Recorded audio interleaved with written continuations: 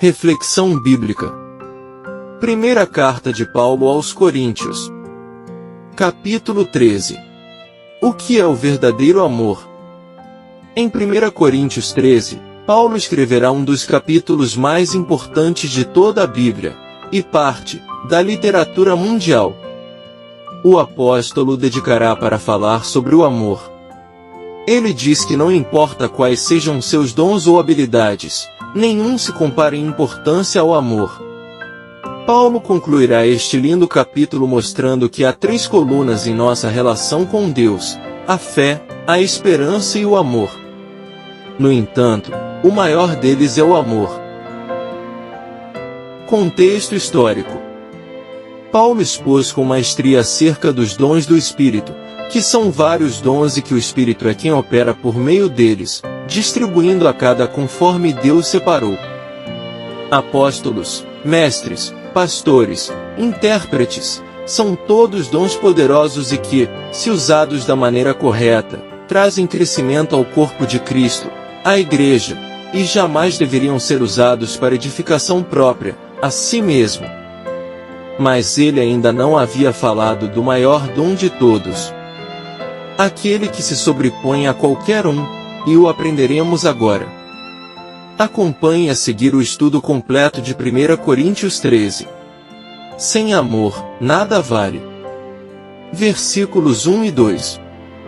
Ainda que eu falasse as línguas dos homens e dos anjos, e não tivesse caridade, eu me tornaria como bronze ressoante ou um símbolo tilintante. E ainda que eu tivesse o dom de profecia, e entendesse todos os mistérios, e todo o conhecimento, e ainda que eu tivesse toda a fé, de tal maneira que eu pudesse remover montes e não tivesse caridade, eu nada seria. Se não fosse acompanhada de caridade, amor ágape, que é carinho ou benevolência, amor fraternal, a capacidade de falar as línguas dos homens e dos anjos seria insuportável aos outros. Seria como instrumentos musicais usados de maneira incorreta. Sacrifícios para se gloriar. Versículo 3.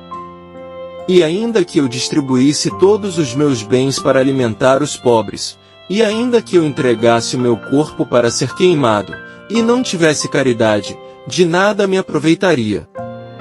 Sacrificar a própria vida, entregasse o meu corpo, de acordo com a Bíblia, é o maior ato de amor que existe, João 15 verso 13, mas também é possível fazer um sacrifício como esse para se gloriar, e não por amor.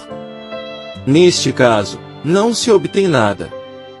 As qualidades do amor. Versículos 4 e 5. A caridade é sofredora, e é benigna, a caridade não é invejosa, a caridade não se vangloria, não se envaidece.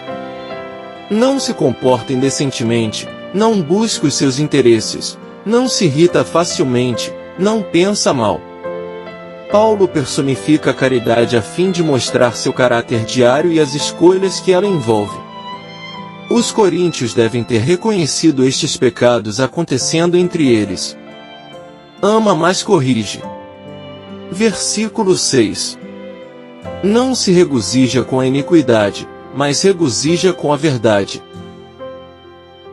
Ao contrário da percepção comum, a tolerância do erro não é própria do amor ágape. O amor pode tudo. Versículos 7 a 9. Sofre todas as coisas, crê em todas as coisas, espera em todas as coisas, suporta todas as coisas. O amor nunca falha. Mas havendo profecias, serão aniquiladas, havendo línguas, cessarão, havendo ciência, desaparecerá. Porque, em parte, conhecemos, e em parte profetizamos. Na era presente, o amor suporta todas as coisas com a esperança e a certeza de que coisas melhores virão na era futura. O perfeito amor. Versículo 10. Mas, quando o que é perfeito vier, então, o que o é em parte será aniquilado. O que é perfeito se refere à era vindoura, a era eterna em que o Messias reinará. Criança versus adulto. Versículo 11. Quando eu era criança, falava como criança, entendia como criança, pensava como criança, mas quando eu me tornei homem, eu coloquei de lado as coisas infantis. Paulo utiliza a analogia de infância versus fase adulta a fim de explicar o contraste entre nossa compreensão atual e o entendimento que teremos na era futura. O veremos face a face. Versículo 12. Porque agora vemos através de um espelho, sombriamente, mas então veremos face a face. Agora eu conheço em parte, mas então conhecerei como também eu sou conhecido. Aos cristãos é dado conhecer a verdade nesta era, mas apenas como um espelho obscuro. Nossa vaga percepção de Cristo será completa na eternidade, ali conheceremos Cristo face a face. O maior é o amor. Versículo 13. E agora permanecem a fé, a esperança e a caridade, estas três, mas a maior destas é a caridade. Dentre a fé, a esperança e a caridade, amor ágape de Deus, é o maior deles, pois continua na era futura. A fé e a esperança se cumprirão na eternidade, portanto, não permanecerão. Esta declaração conclui o parêntese semântico que teve início no verso 8, a caridade nunca falha. 5 importantes lições que podemos aprender em 1 Coríntios 13. A supremacia do amor. O capítulo enfatiza que o amor é o elemento mais importante em todas as áreas da vida cristã. Ele supera os dons espirituais, o conhecimento e até mesmo os atos de devoção.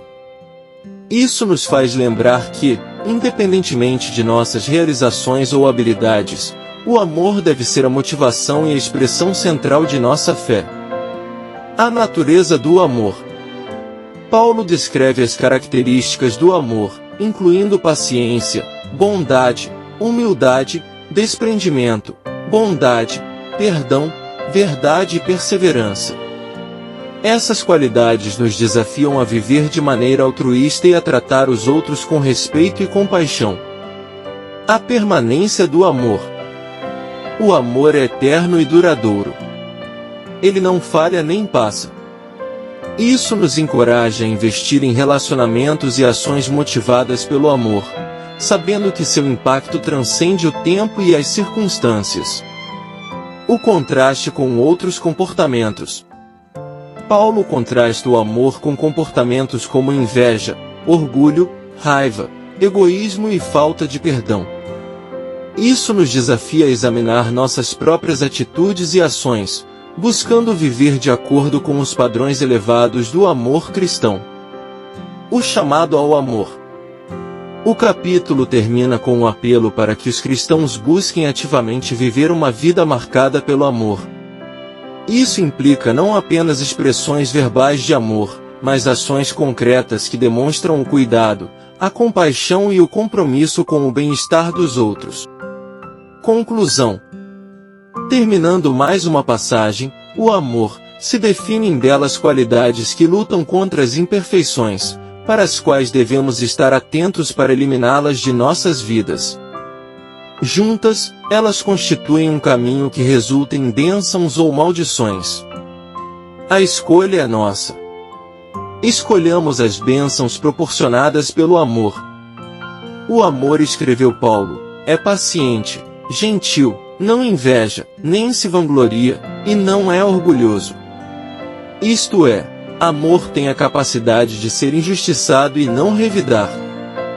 Corinto tinha muitos membros que foram injustiçados. Vimos nos capítulos anteriores, a resposta de amor a esses erros seria uma demonstração de afeto, compreensão e carinho. Inveja e ostentação parecem ser a causa das divisões, e eles não tinham o domínio sobre isso, embora parecesse. Paulo declara que o amor sempre protege, confia, espera e persevera, permanecendo firme mesmo em circunstâncias desagradáveis. Paulo concluiu sua descrição do amor, falando sobre sua constância, nos mostrando que o amor nunca terá um fim, que é eterno, o que não se aplica aos dons espirituais. Alguns eram fundamentais, mas os dons terão servido aos seus propósitos e se tornarão obsoletos quando atingirmos a plenitude. Isso não vai acontecer com o amor. Os dons eram bênçãos temporárias em um ambiente imperfeito. Contudo e apesar de tudo, o amor permanecerá atuante até mesmo na eternidade. Graça e paz por parte de nosso Deus e Pai, e de nosso Senhor e Salvador, Jesus Cristo, estejam sobre nossas vidas.